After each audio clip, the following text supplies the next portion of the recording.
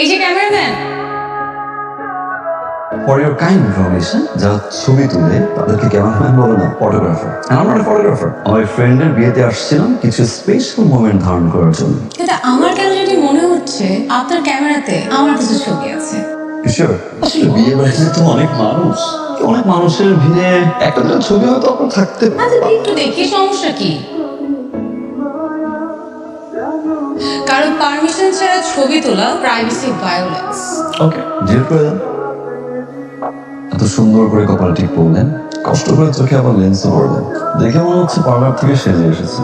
একজন ফটোগ্রাফার দিয়ে ছবি না তুলে খারাপ দেখেন।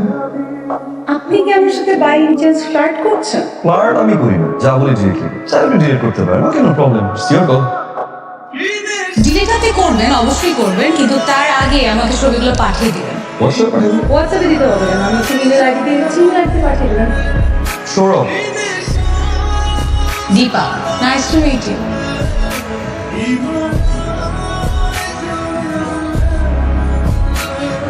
হেল্প করবেন। কি হেল্প মিস্টার ক্যামেরাম্যান? ফটোগ্রাফার, যা ফটোগ্রাফার তা তো শুধু ছবি তুলেই যায়, নিজের ছবি তো আসলে কেউ তুলে দেয় না, তাই বললাম না, পারবেন না। আবার আমার আপনার ছবি তুলে দিতে হবে? বাবা, আরেকবার বাবা বলুন তো, ডেফিনেটলি বের করে যাবে, কোন ছিল, যে কোন ছিল, এক সময় প্লিজ বাবা।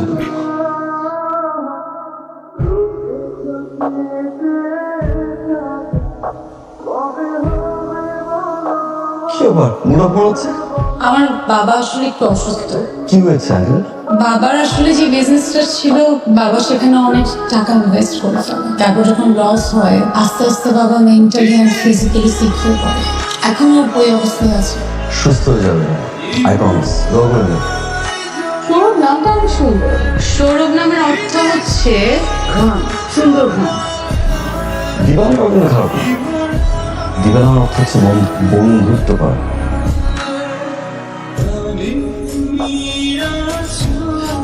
তোমার জন্য। আমার জন্য? হ্যাঁ। কি ফুল এটা? এটা কৃষ্ণচূড়া। কৃষ্ণচূড়া? তো কৃষ্ণচূড়া ফুল দিয়ে আমি কি করব? কৃষ্ণচূড়া ফুল দিয়ে কি করে? আচ্ছা, কি করে?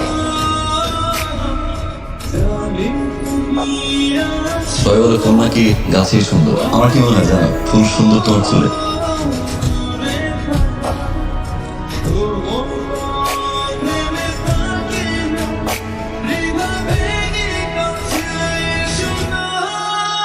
অনেক সুন্দর লাগছে, এটা নিয়ে সাজলে এত সুন্দর লাগে, জীবন মনে হয় প্রথম দেখা সাজার কারণে। মেয়েরা মাঝে মধ্যে অকারণে সাজে, তাদের মায়াবতী হতে ভালো লাগে, তাই। তুমি কি মায়া হবে? শুধু আমার মায়া।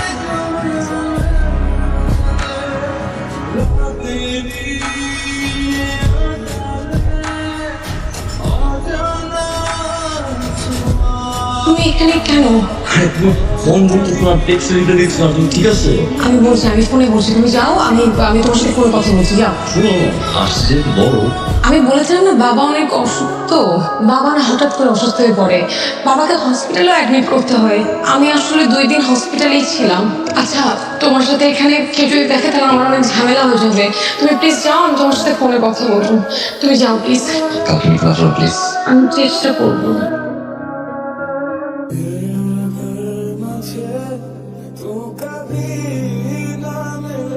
আরে বাহ, আজ আপনি আমার আগে। কোনো ছেলে যখন কোনো মেয়ের জন্য অনেকক্ষণ ধরে অপেক্ষা করে, তার মানে ছেলেটা মেয়েটাকে ভালোবাসে। আর যখন কোনো মেয়ে কোনো ছেলের জন্য অপেক্ষা করে, তার মানে তো মেয়েটা ঠিকই ভালোবাসে। তবে ছেলেটা সেদিন আমি লাভ উইথ ইউ। সৌরভ, আমার কিছু কথা আছে। বলো। আমি তোমাকে বলেছিলাম না যে বাবার বিজনেসে অনেক লস হয়, অনেক ঋণ জমা হয়েছে। দীপা, আমি এই কথাগুলো জানি তো। না, আরো কিছু কথা আছে। সবকিছু দেখাশোনা করে বাবার বন্ধু আনিস আঙ্কেল। জানি তো। আরো কিছু কথা আছে, তোমার শুনতে হবে সৌরভ। বাবার চিকিৎসার জন্য যত টাকা লাগে সব টাকা আনিস আঙ্কেলেরই দেওয়া, সবসময়ই দেয়। এখন আনিস আঙ্কেল যাচ্ছে তার ছেলের সাথে আমাকে বিয়ে দিতে। বাবাও এতে রাজি। সৌরভ, এমন না যে আমার অমতে রাজি হয়েছে। সবকিছু চিন্তা করে বাবার কন্ডিশন দেখে আমি বাবাকে না করতে পারিনি। সৌরভ আমি তোমাকে পছন্দ করি, কিন্তু আমার বিয়েটা করতে হবে। আমি সরি সৌরভ, পারলে আমাকে মাফ করে দিও। ভালো থেকো।